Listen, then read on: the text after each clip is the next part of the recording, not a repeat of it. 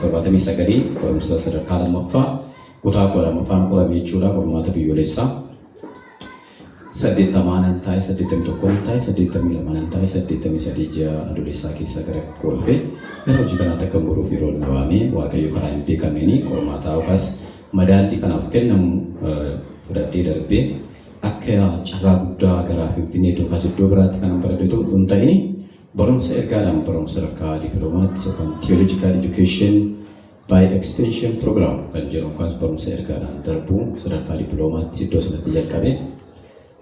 Waggaa yeroo obboloonni kutaa kudha lama baratan bara 1984 yeroo isaan yuunivarsiitii sadarkaa mediisinii barachuudhaaf namni tokko biyya keenya keessaa yeroo yuunivarsiitii seenee ani immoo TE dippiloomaa koorsiin baradhee waggaa 7 baradhee namni sun iddoo dhaqee sanaa dooktorummaa isaa fudhatee dhufee ani immoo waggaa 7 booda advaansed dippiloomaa fudhadhe. Ilaalaa hojii waaqayyo akka waaqayyootti nama deemsisa jechuudha. Suuta deemee isa booda immoo sartifikeeta 87 yeroo fudhatte waaqayyo gara hojii kanaatti waan na barbaadee fi utuma sana fudhadhuu dippiloomaa koolleen fudhannee sartifikeetaan sadarkaa sartifikeetiitiin hojii naannoo Ayiraa akkan hojii wangeelaa akkan hojjedhuu fi nama Afriif kaabuu saneenaan yeroo jalqabaatiif naa bahe san jalqabe. Hojii kana yeroo jalqabee hojii dargaggootiin jalqabe sabakaa sana keessatti hojii dargaggoo gaafatamaa hojii dargaggoo kan sabakaa Ayiraa ta'een hojjedhee 88 kana hamman dippiloomaa koo fudhadhutti iddoo sanaan hojjedhee 90 dippiloomaa koo fudhadhee gara iddoo biraatti darbee iddoo sanaa kan hojjedhu lubummaatti egaa naannoon sunii 91 Waxabajji gaafa 13 luba na taasisanii luban ta'e Tufeen hojii hojjedhe gaafa 92 gaa'ilan dhaabbadhe ani har'aa abbaa ijoollee 3ti shamarree tokkoo fi dhiira 2 qaba. Baay'ee waaqayyoon galateeffadha. Hojii kana keessatti hanga ammaatti akkan dhaabadhee hojjedhu kan godhe waaqayyoodha.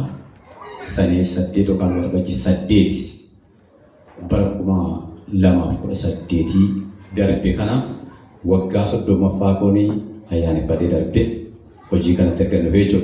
Antarii yeroo na ilaaltan mucaan fakkaata jaarsa garuu. Kanaafi waggaa kanallee mucaan kun gafaa yuunivarsiitii Dordowaa sinuma qullaa keessan kanatti baratee kan eebbifamedha. Mucaan kun isheen torbaa immoo hojii mataa isheetii qabdu Finfinnee keessatti. Mucaan xumuraa garuu jaalala waaqayyoo ta'ee bara 2019 kana kutaa 12ffaa hin xumuraa. Egaa gara inni itti bahu waaqayyoo hin beeka. Kanaaf hojii kana keessatti chaalenjoota yookaan rakkinoota baay'eetu jiru. Beela yookaan ari'atama dhiphina gurguddaa gidiraa ulfaataa dhukkuba dhibee gurguddaatu jiru. Haa ta'u malee hojii waaqayyoo kana karaa nurraa qaabuu hin dandeenye kana itti waaqayyoon galateeffadhu isa kana. Ani 2002 addana Qorambasaa Tirefeerii ta'ee sa'aatii 2 walakkaadhaa fi nama du'eera. Buleessa koo birattan beekamame garuu du'eera. Sa'aatii 2 walakkaadhaaf du'eera. Buleessi koo namoota waaqayyoon kadhatan naa waame yeroo inni naa kadhachiisu ogaa hin beeku erga du'aa ka'ee natti hima. Isa Yesuus miti. Isa kan namaa jechuudha. Gara jireenyaatti erga deebi'eetii natti himanii ani yeroo matti duutanii obboloota kiristiyaanota waamee si kadhachiisee Jadi sa'aatii 7 walakkaa halkan keessa sa'aatii 7 walakkaatti yeroo isaan kadhatanii xumuranii isaan wajjin ol ka'ee kan laguuftaa jedhe. Kana jedheen bitootessa 21 gara biyyaatti deebi'ee 2002 jechuudha. Yeroo gara manaatti galu beenchii ani mi'a irra kaa'urra xalayaa tokkotu taa'ee jira. Innis xalayaa gara hojii itti gaafatamummaa naannootti kan na waamudha. Gaafa 23 bitootessa 23 jechuudha. Haa ta'u malee hojii kana gaafanii dhaqee walgahii kan gaafa naqu lubni naannoo sana jiru ana duwwaadha waan ta'eef amma itti gaafatama naannoo taataa jedhanii namoonni egaa ta'u maleessaa Waaqni na gargaaree isan du'e sana du'aa ka'ee tan deebi'ee hojii itti gaafatamummaa hojjedhee waggaa 4 digirii tokkoffaa mana barumsaa seminaara Oneesimoositti barachaa hojii itti gaafatamummaa amma hojjechaa yoo namni qorraa bikkeenyoo isaan obbaafatan gaggeessaa koorsii lallaboota kennaa leenjii lallabootaaf kennuun barbaachisu kennaa fi lafatti argamee kadhachuun barbaachisutti dhaqee argamee kadhachaa namoota gorsaa hamma humna kootii ayyaana waaqayyo qoodaa fi digirii koo tokkoffaa iddoo sanatti 2006 argamu fudhadhee booda 2007 immoo digirii koo lammaffaadhaaf gara Finfinnee kan dhufee dorgomii argadhee 2008 immoo iddoo sanatti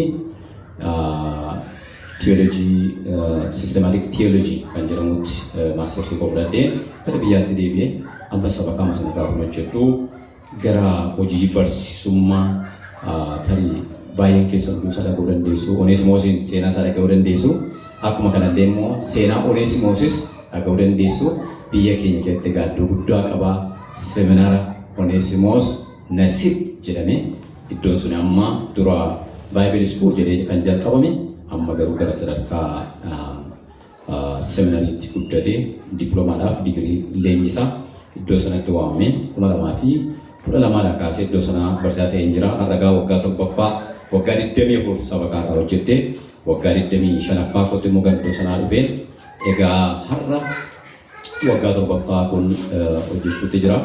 Carraa guddaa kan kennaaf kenne Waaqayyoodha. Akkuma obboleessi keenya faarfatan dubbatanii Waaqayyo iddoo garaagaraatti akkaataa barbaachisaa ta'etti namaaf hojjeta. Namaafis hojjeta.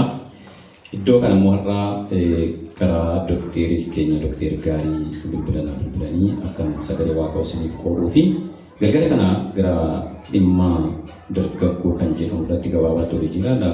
Yeroo waan dargaggoo dubbatamu hundi keenya dargaggoodha. Nama tokko biyya keenya akkasidha. Waaqayyo jaarsa dulloomaadhaanis mucaa koo jedhaa.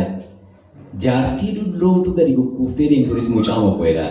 Amma Waaqayyo bira dargaggeetti kan jedhamu jira. Inni hundumaan mucaa koo jedha. Nu jaartiin kun dadhabaniiru baay'ee gadi bututaniiru jennaa. Jaarsi abbeen keenya kaakayyuun keenya dadhabaniiru jennaa. Inni isaanumaan mucaa koo jedha. Kanaaf Waaqayyo hunduma keenyaan dargaggeessa nu jedha.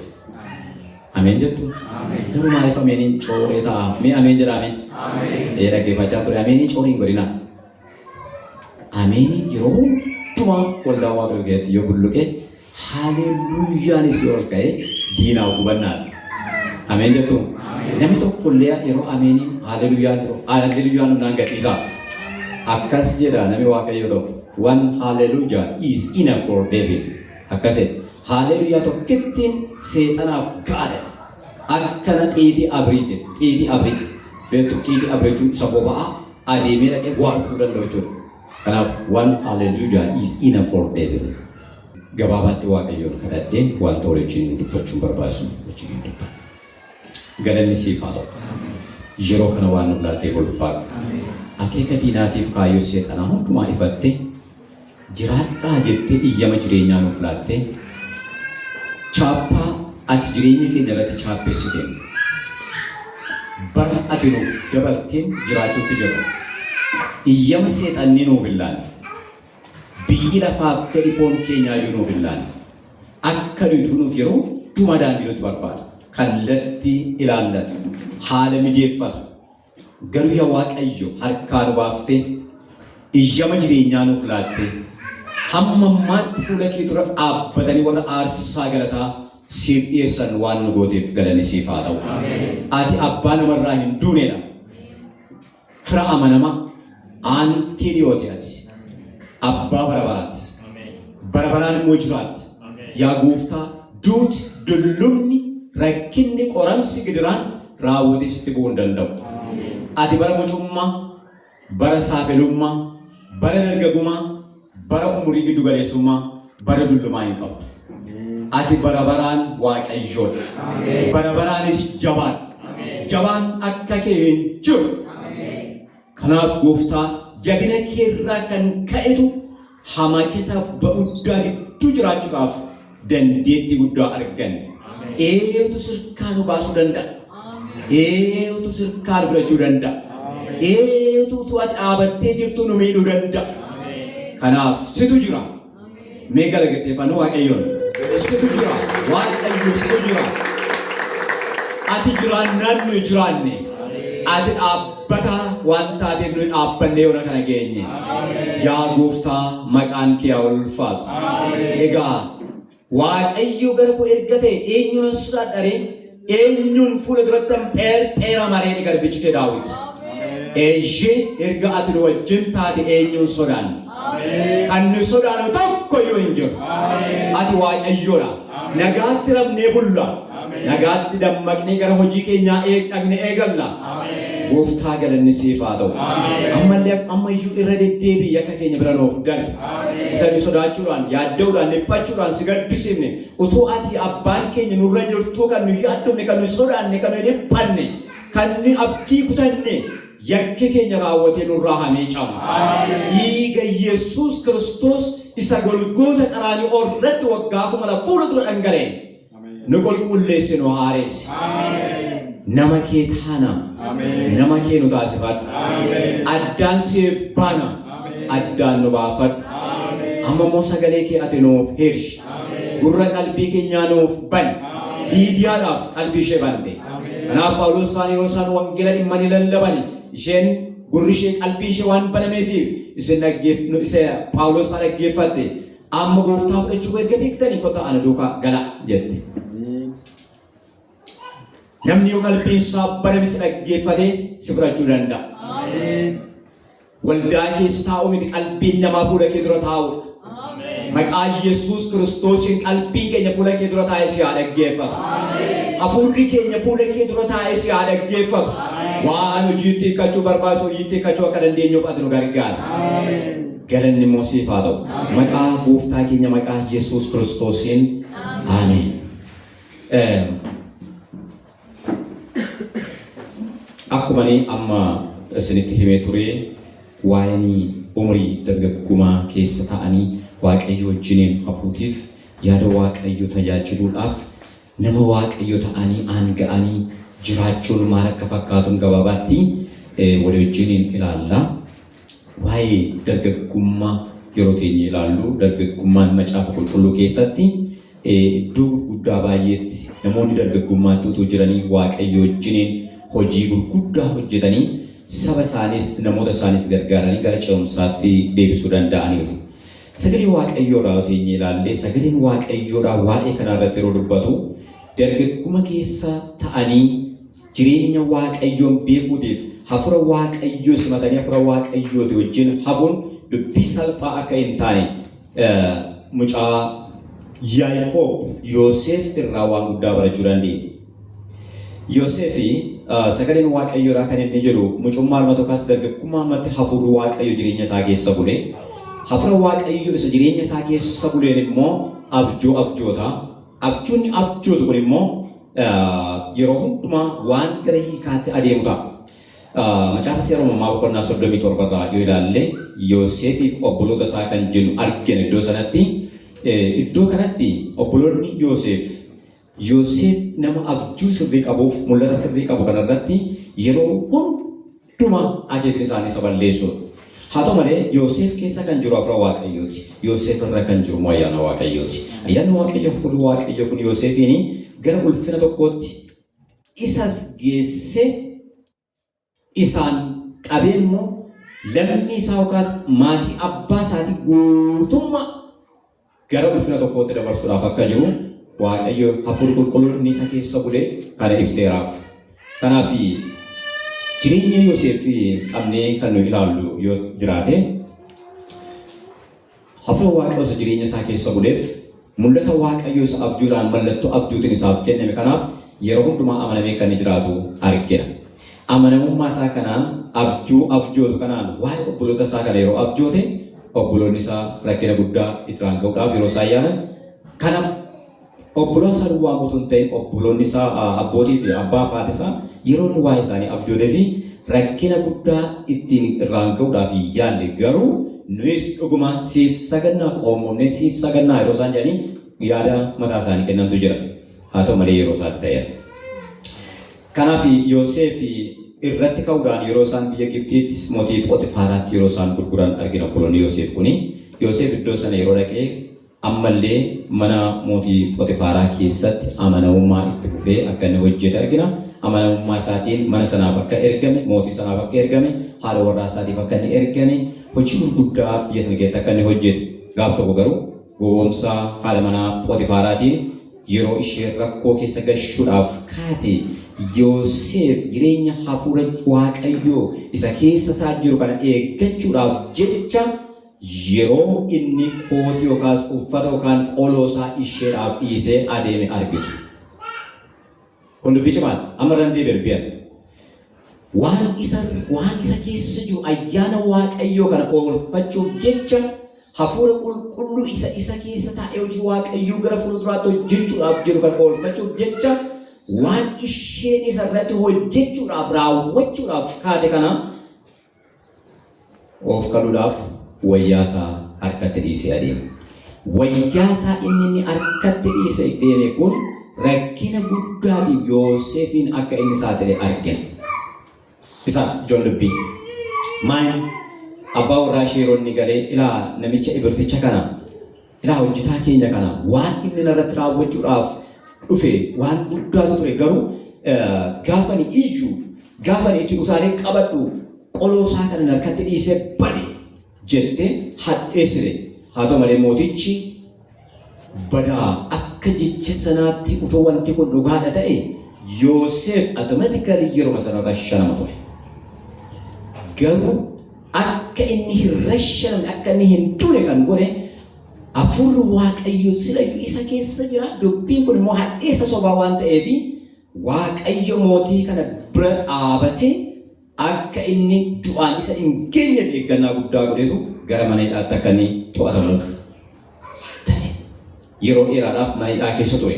Iddoo sana taa'ee ammallee warra mana mootichaa keessaa hidhamanii abjootan namoota lamaaf yeroo hiiku isa tokkoon gara hojii keetti deebitaatti jedhe. Isa kaaniin immoo sifanni isa mootiin ittiin jedhe. Ammallee hiikuu isaan dhaabbanne jiru. Hafuurri Waaqayyo mana hidhaa keessa dhaabatee hin dhaabu. Hafuurri Waaqayyoo hin hidhamu. Ayyaanni Waaqayyoo hin hidhamu. Namni yoo hidhame ayyaanni Waaqayyoo raawwatee hidhamuu danda'u. Kanaaf manuma hidhaa keessa taa'ee hojii isaatti fufi. Eegumsa ijaatiin eegamaa ija gaariitiin iyyuu warra mana hidhaa eegan duratti ilaalamaa ture. Kun ayyaana Waaqayyoo sarara turedha. Yeroo gara mootichaatti deebi'u abjuu mootichi abjootee hiika isaa waan dhabeef warri ayyaana hedan biyya sana keessa namoonni baay'een jiru. Hiikuu waan isaan dadhabaniif namichi inni abjuun hiikameefi Yoosefin garuu mana hidhaa keessatti dagatee isatu waa'ee Yoosef yaadate. Yeroo yaadate akkasii namni tokko tureera. Yeroo ani obboleessi koo inni fannifame sun turre mana hidhaa keessa turre hidhaa sana keessatti inni abjuun gaafa abjuun nuuf hiike ani dhuguma akkuma kanatti gara hojii kootti deebi'e. Inni sun immoo akkuma inni jedhe fannifame. Kanaaf namni sun haa barbaadan. Egaa jireenyi isaa wallattaa'ee du'eera. Bakkiidhaan qaamsaa akkasuma jireenyi isaa kun waan biraa ta'eera. Kanaaf mana hidhaa keessaa yeroo waamanii Yoosefin sirreessanii bareechanii miidhagsanii fuula mootichaa duratti yeroo dhiyeessanii waa'ee beeluu waggaa torbaati, waa'ee qofa waggaa torbaatiif waa'ee beeluu waggaa torbaatuuf hin hiikeef. Kanaaf iyyuu waggaa torbaa yaa mootii biyya kanarratti qofa guddaa ta'a. Isa booda immoo itti dhufee waggaa torba immoo beelatu ta'a. Kanaaf iyyuu waggaa torban isaa quufii keessa jiru kana keessatti midhaan sassaabamu. Isa bara biiraa waggaa torban sana keessatti immoo namootaaf qoodamuudhaan namoonni ooluu danda'u jedhee yeroo inni itti hime mootichi nama kanaaf malu eessaa arganna jedhee ergatti yaade booda namni kanaaf malu suma jedhe. Hafuurri Waaqayyo keessa jiraannaan waan itti waamamu barbaachisu kan ta'u numa. Ayyaanni Waaqayyo ayyaana Waaqayyo ofirratti eeguu dandeenya taanaan hojii cimaaf ulfaataa gara saba dabarsuuf hawaasa biyya gara iddoo tokkotti dabarsuudhaaf kan nu kaasee jiru nurra jira nu keessa jira taanaan isumatu biyyaafis maatiifis lammiifis bu'aadha. Kanaaf atumti itti fufee. Hojii kana yeroo ganni itti fufee booda waggaa torbaaf beelli quufiin dhufee hin sassaabee waggaa torbaaf immoo beelli yeroo dhufee yeroo jalqabaati biyya kanaan keessa kan jiraatan maatiin abbaa isaatii midhaan kana bitachuudhaaf ijoolleen obbolaansaa gara sana yeroo dhufanii yeroo deddeebi'anii midhaan kana bitatan Yoosef yaadaan qabeera. Kanaaf jarreen kana ijoollota kana ofitti waamee yeroo jalqabaatiif obbeessuun barbaade. Dhumarratti garuu toora ittiin gara ofii isaatiitti isaan sassaabu. Warra biyya kana anitti hafan iyyuu sassaabbatee iddoo sanatti akka isaan sooruuf haala kan mijeesse argina. Gaggabaabseen irra darba. Kanaaf yaadni isaa dheeraadha garuu gaggabaabseen dubbachuutti jira. Kanaaf lubbuu 70tu gara biyya Gibxiitti gadi bu'e. Eessa? Lafa Yoosef jiru. Beelaan du'uu baraaraman. Lubbuun 70 kun waggaa 430 booda lubbuu 600 biyya Gibxiitii ba'e. Kanagaa amma Yoosef saba qomoosaa lammiisaa kana horsiise ilaala. Lubbuu 70tu gara biyya Gibxiitti gadi bu'e. Lubbuu 600 seera ba'uu irratti yeroo dubbifan lubbuu 600 gara biyya Kana'aanitti ol deebi'e. Lubbuu 70 kun biyya Kana'aan keessa turaniiru ta'ee jiraachuu hin danda'an. Hinduu beeti isaan ajjeese. Garuu Waaqayyo yeroo jalqabaatiif gaafa Yoosef abbeen Yoosef Yaaqoob du'e hin sodaatanii isa dura gurguran sana yaaddanii Yoosef hamaa duratti raawwachuun isaa iloolu fixuun isaa iloolu yeroo isaan jedhanii mararamee boo'ee lakkisaa akkas miti waan isin hamaadhaaf qopheessitan sun gaariidhaaf ta'e isiniif ta'e maatii abbaa kootiif ta'e lammii kootiif ta'e hin gaddinaa ani isin miidhu itti dabaltaniyyuu jireenya akka inni isin mijatuun godha.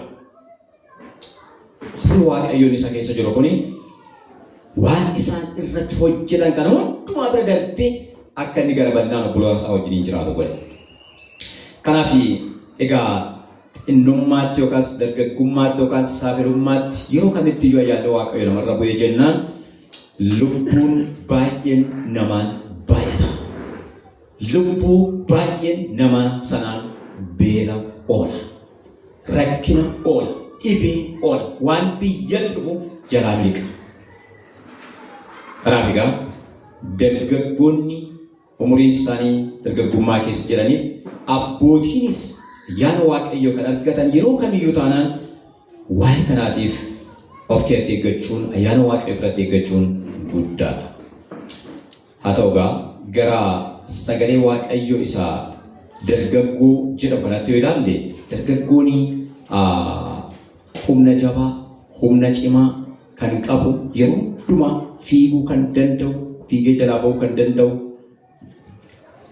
fiigee qabuu kan danda'u, hojjechuu kan danda'u, karaa hundumaa aangoo kan qabu, aangoo kan qabdu, beekumsa gurguddaatiif irraa hafaa kan qabdu, dandeettii irraa hafaa kan qabdu waan hundumaatti yeroo hundumaa jireenya kan hin sodaan wanti tokko iyyuu kan hin yaaddessine dargaggoodha jenna. Afaan warra Ibrootaa akkas jedhee hima kana yeroo dubbatu Neorim Hebrew word Neorim kan jennu dynamic high stakes state of life characterized by physical vigor, development, transition, cognitive flexibility, and intensive more testing. Kan jechuun vigor jechuun baay'ee jaba humna cimaa dandeettii kan qabu jechuudha. Stakes jechuun humna qooda guddaa ba'uudhaaf nama dandeettii qabu jechuudha. Waan guddaa qooda guddaa ba'uudhaaf nama dandeettii qabu jechuudha. Kanaaf dandeettii sammuu cognitive yeroo jennu dandeettii sammuu guddina sammuu kan jennu kan qabu dargaggoodha. Dargaggoon erga humna akkasii aangoo akkasii qabaateeti wanti inni ijoollummaatti yookaas dargaggummaatti hojjetu wanta baay'eetu jira. Jireenya hafuuraatti ergaa guddatee booda yookaas egaa sodaa yookaan afaan keenya afaaniin qubee ammaa haaraa jirutti saal jenna mucoolii warra isaan booddee jiran guddisuuf jabeessuudhaaf cimsuudhaaf jajabummaa kan qabdu jechuudha. Haa ta'u malee qajeelchuu yeroo jennu toora sagaleen Waaqayyoo jiru irratti eeguu danda'u jechuudha. Of eegee mucoolii warra isaan booddee jiran immoo dargaggooman warra isaan booddee jiran guddisuuf jabeessuudhaaf yeroo hundumaa qophiirra kan jiran soortuu dhugaa jechuudha. Soortuu dhugaa stewardship or Oikonomiyaa jenna afaan Giriikiitiin oikonomiyaa jechuun soortuu jechuudha. Sooruu kan danda'an ijoollota sooruu kan danda'anii kan jennudha. Kun immoo karaa kallattii lamaan ilaalama. Karaa kallattii lama tokko daandii hojii wangeelaa irratti soortuu ta'anii jiraachuu. Daandii hojii biyya lafaa kana keessatti iyyuu namoota waaqayyoo ta'anii daandii hojii biyya lafaa bulchiinsa biyya lafaa toora gaarii amala gaarii lafa jiranitti mul'isanii namoota waaqayyoo gara waaqayyootti harkisuu kan danda'an ta'anii kan jiraachuu danda'an dargaggoodha jedha. Warigaa namoonni baay'een waaqayyoon galateeffannaa namoota sadarkaa gurguddaatti baratan akkas iddoo kan jirtan beekaa dookteroonni akkuma kanallee sadarkaa gurguddaatti hojii gurguddaa hojjechuutti kan jirtan nan beekaa. Magnetic pole kan jedhamu hin beekna mana barumsaa elementaryittis high schoolittis magnetic pole yeroo jennu wantoota sibiila ta'an duwwaa harkisaadha beekama kana saayinsii barsiisuun barbaachisu. Dargaggoon hojiinsaa lafa jirutti lafa jiraatutti amala waaqayyoo duwwaa qabaatee namoota warra kan biroo ofitti harkisuu nama danda'u jechuudha. Sirni magnetic pole isaatii yookaan sirni magnetic pole isheetii Yesuus Kiristoosin isa ishee keessa jiru isa keessa jiru of keessatti eeggachuudhaan achi keessa taa'ee toora inni ittiin harkisuu warra sana harkisuu danda'u irratti yeroo hundumaa hojjechuun hin danda'ama taanaan qophaadha. Wantoonni kun dhufuudhaaf qophaadha. Karaarra jira jechuudha. Garuu afaan Ingiliffaatiin repulsive force kan jedhamu jira. Inni immoo ofirraa kan deebisu jechuudha. Waan tokko harkifachuurra ofirraa kan deebisu. Ofirraa kan deebisu yoo ta'e maaliin yoo jenne amaloota mana waaqayyoof ijoollee waaqayyoo mul'isuu danda'an hin mul'ifne yoo ta'e akka Yoosef. Amaloota hojii waaqayyoo mana waaqayyoo sagalee waaqayyoo iddoo aarsaa itti waan hojjetamu mul'ifne taanaan immoo rakkina qaba. Nama tokkotu jedhame biyya keenyaatii dhaqiitii gajjallaa kanaa sirbuutii dhowwii jedhanii itti nama tokkotti ergu. Jennaani amma namni kun sirba dhowwuu dhaqaadha. Dhiisaa hin sirbinaa sirbin ta'u dhiisaa jedhaatu dhaqa. Eessa dhaqaadha? Sirba dhowwuu dhaqaadha. Garuu gaafa sirba sana gidduu ga'u kiskis jedhee sirbeera.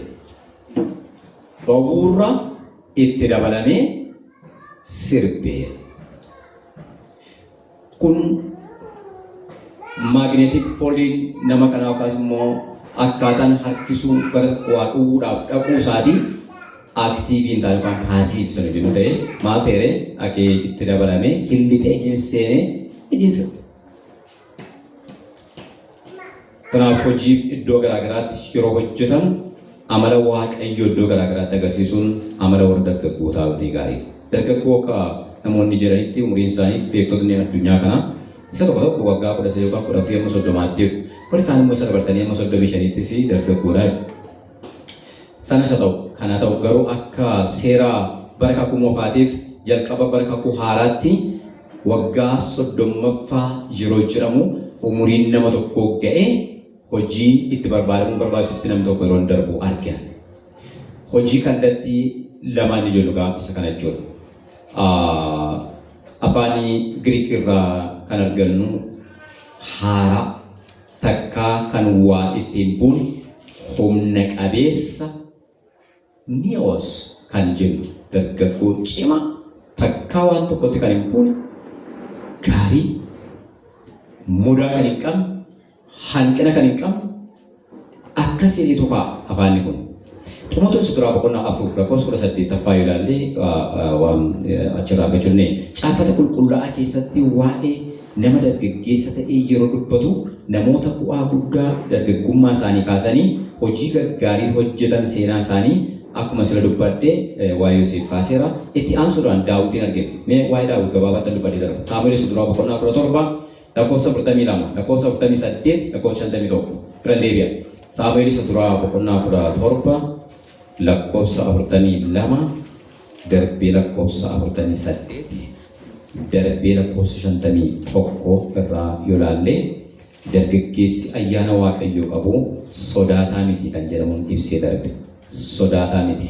Sababiin isaa inni mucummaatti yookaas dargaggummaatti Saamu'eel raajichaan waan dibameef gara waan saba waaqayyoo dhiphisu rakkisu dirree sanarratti yeroo bahe jagnummaa isaa agarsiise iddoo sanarratti warra saba waaqayyoo roorrisan keessuma addumaan Goliyaadiin akka inni gombise argina. Umuriin isaa dargaggeessa jedha.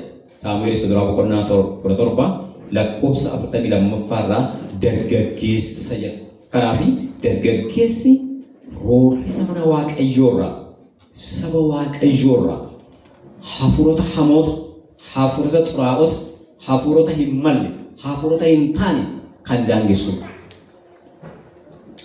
Inni lammaffaa sadaffaa olaallee Daani'eelii fi obboloota isaa sadan Saadraak, Mesaak, Abdineegoo fa'aa yoo ilaalle kan jennu dargaggoota waaqayyoof sabaaf maayii baasuu danda'an argina. Biyya boojuu keessa ta'anii waaqayyo isa jiraataa saba waaqayyo tolfamaa waaqessutti kan waaqayyoon isa qulqulluu akka isaan dhugaa ba'an argina. Iddoon kun biyyi isaan jiraatamu biyya boojuuti. Nuyi biyya boojuu keessa jirra wanta ta'eef amma biyya dhuunfaa keenyaa biyya Palestaayilaand yookaas immoo biyya Israa'el jirra. Kanaaf iyyuu iddoo kanatti waa hojjenna malee iddoo kanatti sodaannee mateenyaan jenne iddoo jiraatanii ulfina waaqayyoo yeroo isaan ibsan argina. Daani'el boqonnaa 3 lakkoofsa 16 akkuma kan 24 hamma 25tti akkuma kan 28 hamma boqonnaa 3 lakkoofsa 30tti yoo ilaalle isa kan argachuu dandeenya. Jarreen kun gabaabatti kan dubbata jarreen kun nama sadiitu guutummaa mootummaa isaan keessa jiraataniin keessatti warra waaqayyoon wal dhaalanii waaqayyoon waaqessan mooticha dabalatee gara waaqayyootti akka isaan deebisan argina. Mooticha dabalatee isa biyya bush dabalatee jechuudha. Sabichi waan argeef gugguufa, waan arge waaqessa, waan waaqa hin taane, waan isan gargaare, waan isan fayyine, boritti abdii kan hin taane, boritti jireenyaaf sadarkaa xiqqaadha gara sadarkaa guddaatti kan hin dabarsineef sagaluutti jira. Haa ta'u malee akkas miti jedhanii mootichaa jalqabanii sabicha guutummaatti karaa mootichaa labsiin akka labsamuuf humna gahaa Waaqa isaaniif kennee yeroo isaan hojjetan argina.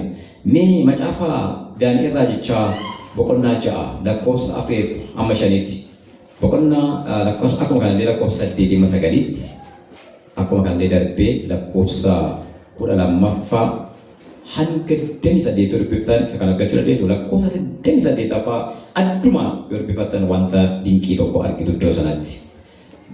Daani'el boqonnaa 6 lakkoofsa 28ffaa irras jiru naqee dubbisa. Iddoo biraa yeroo kootiif waliin ga'u wanta ta'eefan iddoo sana duwwaa dhaqee dubbisa. Daani'el boqonnaa 6 lakkoofsa 28ffaa akkasidha sagaleen waaqayyoodha. Bara Daariyoos mootichaa fi bara Qiroos mooticha Faares keessa Daani'el kanaaf jireenyi waliin qixxaate. Maaltu ta'e? Jireenyi waliin qixxaate. Maaliif? Waaqayyoon mul'ise. Waaqayyoon yeroo nuyi mul'ifnu jireenyi walloof qixxaata. Hammani waaqayyoof adda hin baanetti, hammani ulfina waaqayyoo mul'isuudhaaf of hin laannetti jireenyi nuuf wal qixxaatu yoo jenne rakkina guddaadha. Eessatti wal qixxaatu yoo jenne biyya boojuu biyya Baabiloon keessatti. Biyya itti mirga argachuun isaaniif hin malle keessatti. Biyya ofii isaaniitii iyyuu sodaachaa keessa jiraatan keessatti mirgi guutuun isaaniif kenname jireenyi wal qixxaateef waan barbaachisutu isaaniif ta'e. Egaa Saamu'eelin arguu dandeessu. Saamu'eel mucaa waaqayyoof adda ba'edha. Mucummaatti, dargaggummaatti, jireenya umurii giddu galeessummaatti akkuma kanallee dulluma keessa yoo ga'e illee hojii gurguddaa fuula waaqayyoo duratti mallattoolee kitaaboleen garaagaraa yeroo waa'ee kanaa dubbifnu 4-5 jechuu danda'u. Garuu waliigala isaa teoloojii gabaabaatiin hojii gurguddaa Yesuus Kiristoos hojjetan. Hojii gurguddaa tokko hojii raajummaa, inni lammaffaan hojii lubummaa, inni sadaffaan hojii bulchiinsaa. Kan wal qixa Saamu'eel akka inni hojjete argina. Maaltu isa hojjechiise? Ayyaana Waaqayyooti. Saamu'eel boqonnaa 7 lakkoofsa 15-17 yoo ilaalu isa kan argachuu dandeenya. Hojii hojjetu kan ammoo amanamummaadhaan hojjetu. Integrity. Amanamummaa integrity kan hojjetu. Mana Waaqayyoo keessatti bu'aa guddaa isa qabuun hojjete. Hojiin amanamummaadhaan hin hojjetamne hojii fakkaataa garuu hojii miti. Macaafa qulqulluu keessa macaafa raajotaa keessaatii waan akka mul'ataa kan jedhamu argitu. Waan akka mul'ataa jechuun mul'ata sirrii miti jechuudha. Waan akka mul'ataa jechuun mul'ata miti. Garuu waan akka mul'ataa jechuun mul'ata fakkaataa garuu mul'ata miti. Kanaaf amma hojiin mana Waaqayyoo keessatti amanamummaadhaan hojjetamu hojii sirriidha. Mana Waaqayyoo keessatti fuula Waaqayyoo duratti garuu hojiin amanamummaatiin hin hojjetamne hojii fakkaata garuu hojii miti. Hojii fakkaata hojii miti jechuun maal jechuudha? Namni sun dhimma hojjechuutti jira. Namni sun dhimma hojjechuutti jirti. Garuu maal hin qabu? Amanamummaan qabu wanta ta'eef Waaqa duratti fudhatama qabu. Qorontos duraa boqonnaa 4 lakkoofsa 1 kaasee dubbisa akkasidha. Qorontos isa duraa boqonnaa 4 lakkoofsa 1 kaasee akkasidha. Namoonni akka hojjetoota Kiristoositti akka warra hojii dhoksaa Waaqayyoo adeemsuun itti kennameetti nu lakkaa'uun hin ta'a. Warra hojii adeemsa isinirraa immoo amanamummaatu barbaadama. Inni isin anatti faraddan yookiis inni yaa'in nama anatti faradu anaaf homaa miti. Anis ofuma kootiyyuu hin faradu. Ani waan tokko yoo ofirratti hin qeeqqadhu. Garuu kanaan yakka hin qabu jedhamee anaaf faradame jechuu koo miti. Gooftaatu anatti farada jechuu kooti malee. Kanaafiyyuu mana Waaqayyoo keessatti amanamummaan warra Waaqayyotti amanan kana biratti amanamummaan akka inni barbaadamu sagalee kanarraa arganna. Aarsaa dhiyaatu kan dursu amanamummaadha. Waaqayyoof abboomamuudha. Of qabuu danda'u. Miira ofii to'achuu danda'udha. Namni of to'achuu danda'u mootii biyya bulchuu tokko caalaa jedha abbaan fakkeenyaa Solomoon. Macaafa fakkeenyaa boqonnaa 16 lakkoofsa 32 yeroo dubbifattanii kana illee galaatii irra deddeebi'aa dubbisaa. Kutaan kuni ani yeroo hundumaa kana irra deddeebi'ee dubbifadha. Isinis mee irra deddeebi'aa dubbifadhaa. Bu'aa guddaa qabu iddoon kun. Mee isiniin dubbisa akkasidha. Fakkeenya boqonnaa 16 lakkoofsa 32 irraa biin sagalee Waaqayyoodha akkasidha. Boqonnaa 16 fakkeenya 16 lakkoofsa 32 nama aangoo qabeessarraa nama obsa qabeessa wayya. Nama biyya bulchurraa nama of abboomu wayya. Maal jechuudha dubbiin? Irra deebi'ee dubbisa. Nama aangoo qabeessarraa nama obsa qabeessa wayya. Nama biyya bulchurraa nama of abboomu wayya. Kun hojii guddaa.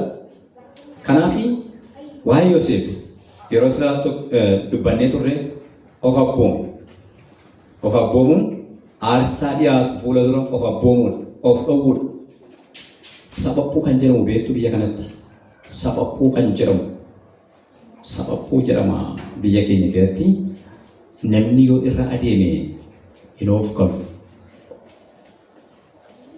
Caamaa damiiti kophee damiiti yoo hojjete kophee taakkeettaa ishee warri ispoortanyoonni kun ittiin kubbaa dhiitanii jalli ishee qoraattii wayii qabdi. Yoo isa duwwaa ta'e malee namoonni caamaa sooliin isaa jalli xinnoo ishee rakkinaa qabu tokko yoo ittiin deeme hin of qalu. Silaa miila qullaa irra deemnaan immoo of qaluun hin jiru. Amala namaa keessatti amalli namaa yeroo hundumaa nama sabaphuurra adeemu fakkaata. Sabaphuurra immoo adeemanii of kaluunsaa hin cima. Hin qoxuraa'u abbootiin keenya lafa sana gasoodhaan soqanii akka namni irra darbutti soqu. Kanaa booda irra ejjetu. Lafa irra ejjetame sanarra ta'u ejjetu malee akka argan akkuma ittiin ba'anii deeman. Akkuma ittiin deemnaan bakka taa'aadhaan inni jechuudha. Taa'aa beektu taa'aadhaan yookaan dugda shinxii kanaan inni jechuudha. Of qabuuni itti yaaduudha jechuudha. Waa'ee jireenyaa, waa'ee amantii, waa'ee Waaqayyo wajjin amma jiraachuutti jiru, waa'ee wangeela nama harka jiru waa'ee faarfannaa nama harka jiru, waa'ee geggeessaa hojii hafuuraa nama harka jiru, waa'ee qorraabummaa Waaqayyoof qorraab jechuun Waaqayyoof adda ba'u jechuudha. Qorrobuu jechuun Waaqayyoof adda ba'u jechuudha. Bara kakuu haaraatti afaan warra birootaa sanaanii naaziroota jedhamu. Naazirii namni tokko naaziraawii jechuun Waaqayyoof adda ba'e jechuudha. Wanta itti bu'uun barbaachisutti hin bu'u eegamaadha. Toora galee kan Waaqayyoo ta'e qoodameera jechuudha. Kanaaf bara kakuu haaraa keessaa afaanni bara kakuu moofaa keessaa naaziroota jedhamanii bara kakuu haaraa keessa immoo qorraabota warra Waaqayyoof adda ba'an jechuudha. Kanaaf eenyummaa ofii beekuutu gaarii ta'a. Jaarsa tokko ta'e gaaf tokko gabaabaa fakkeenya gabaabaa tokko dubbadha. Nama tokkotu tur jedhanii yoo gafarsa ajjeesan malee, leenca ajjeesan malee, hamaaketa ba'uddaa sareejii kan yoo ajjeesan malee dhiirummaan namaa hin mirkanaa'udha. Warri dhiirota ta'an yoo kana dhaqanii ajjeesanitu achi as ba'anii dhufanii dibatanii faachoo isaa baasanii ilaa baqqaanii ajjeeseera jedhanii haalotii warraa isaanii laga bishaanii yoo dhaqan dura waraabbatu, yoo gabaa dhaqan isaantu dura deemaa, iddoo garaagaraatti iddoo waamicha yoo dhaqanii isaantu kabaja qabaa, qodaa kan isaaniif dura kennamaa jiru. Jennaan namni tokko dhaqeen gafarsa ajjeesaa jedhee ka'e. Gaafa dhaquu daggaratti gaafa bu'uu argee gadi taa'ee meeshaa itti qabe. Jennaan ta'ansaa kuni of qabra dhabe ka jedhe. Raafama hin dide. Dhiisii hin dide. Maaliif otoo akka jiru rukutuu hin danda'u. Maaliif duraa sharrafa wanta ta'eefi cuubee qaba wanta ta'eefi wayi gargara akkana fiddeefi cuubee isaatti nama fudhee del godhee waraane taa'asaa kana. Hindi daama kana moo gara kanaan gabiin jettu dheeti godhee waraane. Himmiise bakka. Akkuma inni jedhee gaafa inni godhee waraane himmiise. Akka taa'ee waa rukutachuun barbaachisu rukutate.